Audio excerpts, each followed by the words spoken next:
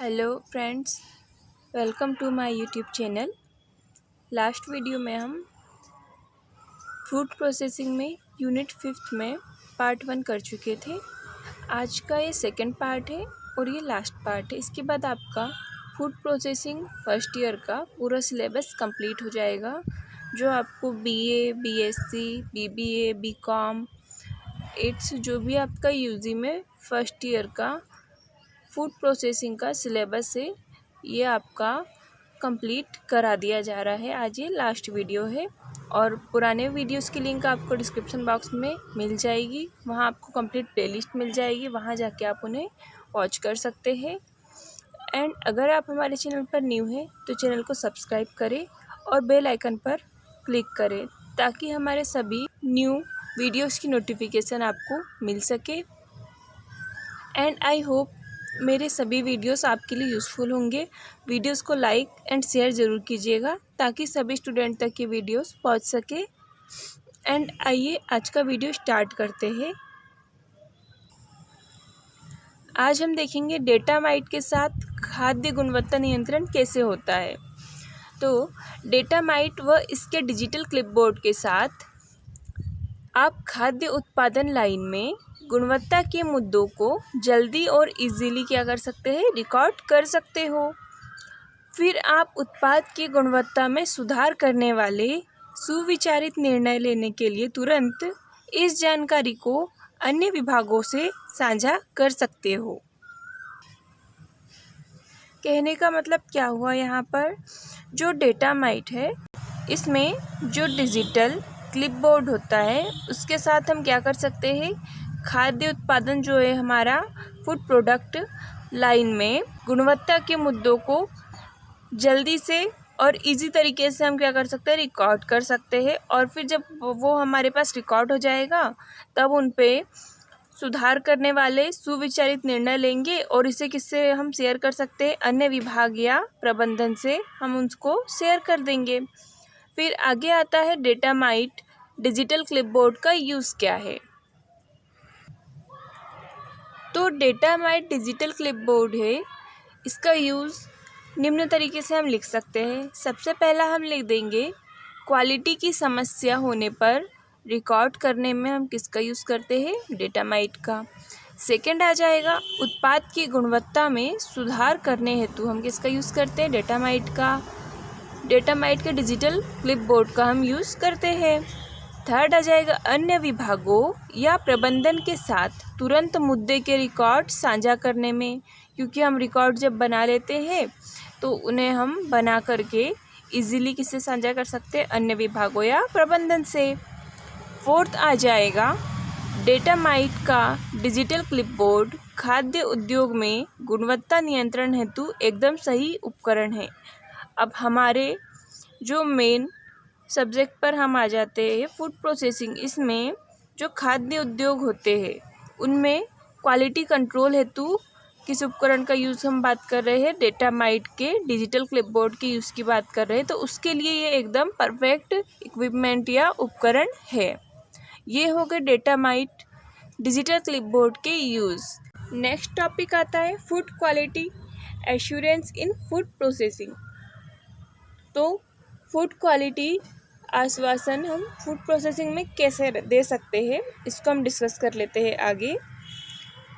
गुणवत्ता आश्वासन किसी भी उद्योग में एक महत्वपूर्ण भूमिका निभाता है। सबसे पहले तो हमें ये जानना होगा आश्वासन होता क्या है। इजी शब्दों में कहे तो आश्वासन देना मतलब सांत्वना देना या किसी चीज़ के बारे में हमें आश्वस्त करना किसी भी व्यक्ति को कि ये चीज़ आपके लिए बिल्कुल सही है, परफेक्ट है, इसे आप यूज़ कर सकते हो।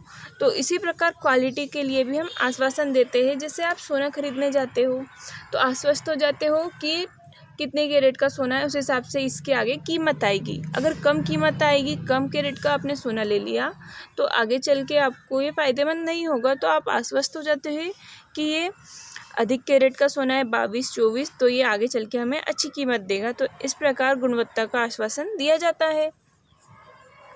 यह कंपनियों को और यूज़र्स को लगातार सुरक्षित व सुसंगत उत्पाद देने में हेल्प करता है, इसलिए व्यावसायिक प्रदर्शन के लिए आवश्यक है। फूड क्वालिटी एश्योरेंस क्यों आवश्यक है?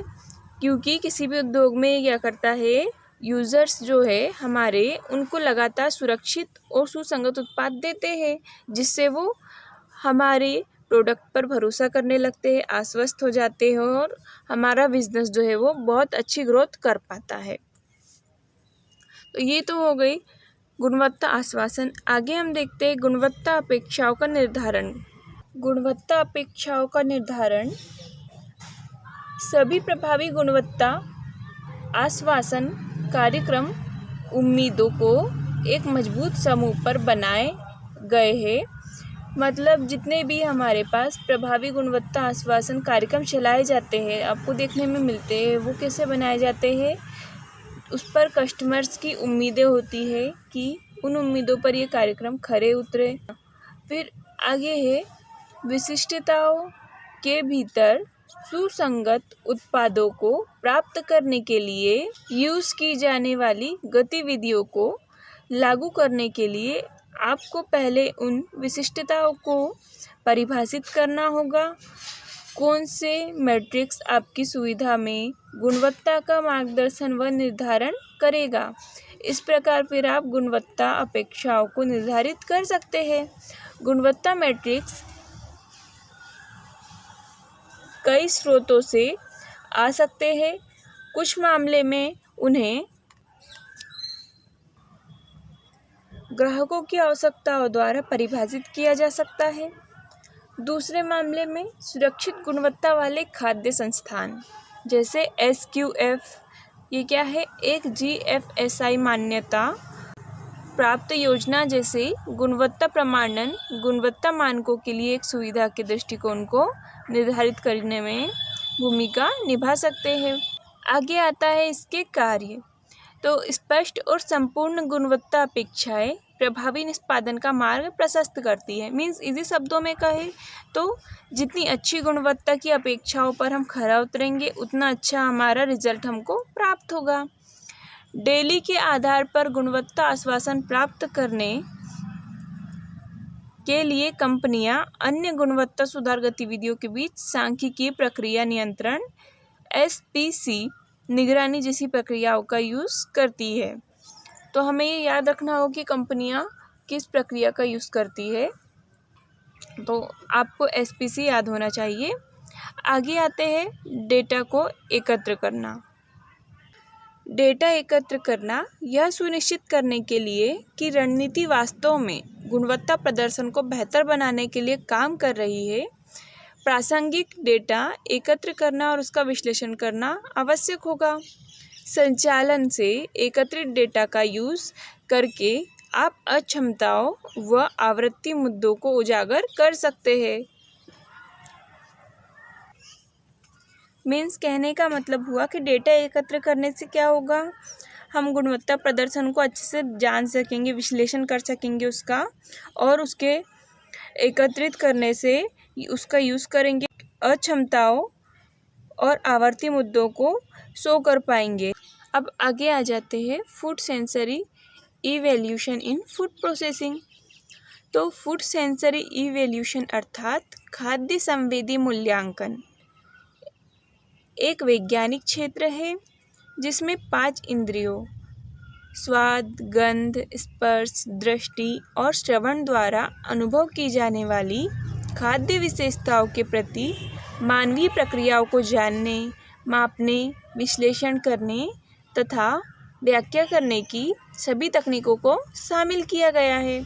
हमारे संवेदी मूल्यांकन क्या हो गए, एक ऐसा क्षेत्र हो गया जिसमें हम इंद्रियों द्वारा मानवीय प्रक्रियाओं को जानने, मापने, विश्लेषण करने तथा व्याख्या करने के सभी तकनीकों को रखते हैं। अब संवेदी मूल्यांकन की आवश्यकता क्यों पड़ती है? संवेदी मूल्यांकन की आवश्यकता नए उत्पादों के विकास हेतु पड़ती है, लागत में कटौती के उपाय हेतु, गुणवत्ता का स्तर अगर हमें बढ़ाना हो तब भी इसकी ज़रूरत पड़ेगी। मीन्स कहने का ये है कि संवेदी मूल्यांकन से हम अच्छे से मूल्यांकन करके नए उत्पादों का विकास कर सकते हैं, लागत में कटौती कैसे हो उसके उपाय कर सकते हैं, गुणवत्ता का स्तर कैसे हम बढ़ा सकते हैं, इसके लिए भी मूल्यांकन जरूरी होता है। उत्पाद स्वीकार्यता गुणवत्ता आश्वासन और नियंत्रण में भी संवेदी मूल्यांकन की आवश्यकता पड़ती ही है और सेल्फ लाइफ को निर्धारित करने के लिए भी संवेदी मूल्यांकन जरूरी होते हैं। बर्ड्स और कोयल की आवाज़ आ रही होगी आपको।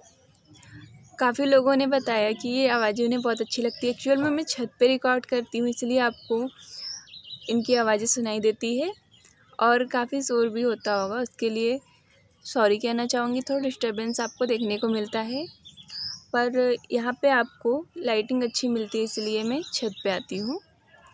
आगे हम देख रहे थे गुणवत्ता नियंत्रण, सेल्फ लाइफ निर्धारण, उत्पाद लॉन्च की तत्परता का अनुमान लगाने, उत्पाद की सफलता का मूल्यांकन करने, ग्राहकों की वरीयता चलाने वाले कारकों को खोजने के लिए संवेदी विश्लेषण का यूज़ किया जा सकता है। कहाँ कहाँ? गुणवत्ता को कंट्रोल करने में, सेल्फ लाइफ कितनी होनी चाहिए उसको हम डिसाइड कैसे करेंगे, निर्धारित करने के लिए भी इसका यूज़ होगा। उत्पाद को लॉन्च करने की तत्परता का अनुमान लगाने में भी इसका यूज़ हम करते हैं। उत्पाद की सफलता का मूल्यांकन करना कि सफल हो पाएगा नहीं हो पाएगा, क्या कमियां रह गई है, ये सब हम इसके द्वारा करते हैं। ग्राहकों की वरीयता चलाने वाले कारकों को खोजने के लिए भी हम इसका यूज़ करते हैं। फिर आता है कच्चे माल घटकों, योजकों, भंडारण और पैकिंग की स्थिति में और उत्पाद अनुकूलन से संबंधित महत्वपूर्ण निर्णय लेने के लिए भी इसका यूज़ हम कर सकते हैं। इसके बाद का हमारा टॉपिक आता है केस स्टडीज़ इन फूड सेफ्टी। केस स्टडीज़ इन फूड सेफ्टी वास्तविक जीवन के उदाहरणों या परिदृश्यों की जांच करते हैं इसके अंतर्गत हम, जिसमें कार्यवाही में उद्योग की सर्वोत्तम प्रथाएं, संकट प्रबंधन का विश्लेषण, भोजन के संदूषण को दूर करने के लिए उपयोग की जा रही तकनीक या पिछली घटनाओं और डेटा के शोध अध्ययन शामिल होते हैं। केस स्टडी नॉर्मली हम क्या कह सकते हैं कि इसमें क्या क्या होता है, इसमें संकट प्रबंधन का विश्लेषण होता है, भोजन के संदूषण को दूर करने के उपयोग की यूज़ की जा रही तकनीक या पिछली घटनाओं का डेटा के शोध अध्ययन इसके अंतर्गत किए जाते हैं। फिर आगे हम उदाहरण देखें। उदाहरण, एक शोधकर्ता एक प्राकृतिक आपदा के बाद एक टीनेजर द्वारा गंभीर एंजाइटी की शुरुआत का अध्ययन करना। यह एक व्याख्यात्मक केस स्टडी का उदाहरण है क्योंकि शोधकर्ता समझाएगा कि चिंता प्राकृतिक आपदा का प्रत्यक्ष कारण थी। इस प्रकार आप केस स्टडीज़ को समझा सकते हैं, फूड सेफ्टी के अंतर्गत ये आती है। और यहीं पर आपका फर्स्ट ईयर का जो वोकेशनल कोर्स है फूड प्रोसेसिंग, उसका पूरा सिलेबस कंप्लीट होता है और आपको पूरे 5 यूनिट के नोट्स मेरे चैनल पर अवेलेबल है और वीडियोस भी अवेलेबल है। आप वीडियोस को देखकर अपने एग्ज़ाम्स की अच्छी प्रिपरेशन कर सकते हैं और बहुत अच्छे मार्क्स ला सकते हैं। एंड यहाँ पर आपका ये सिलेबस कंप्लीट किया जा रहा है। आई होप ये वीडियोस आपके लिए यूज़फुल रहे होंगे एंड आगे भी मैं आपके लिए यूज़फुल वीडियोस लाते रहूँगी। अब मैं इसके बाद आप लोगों के लिए केमिस्ट्री के वीडियोस लाऊंगी, उन्हें भी आप देखिएगा।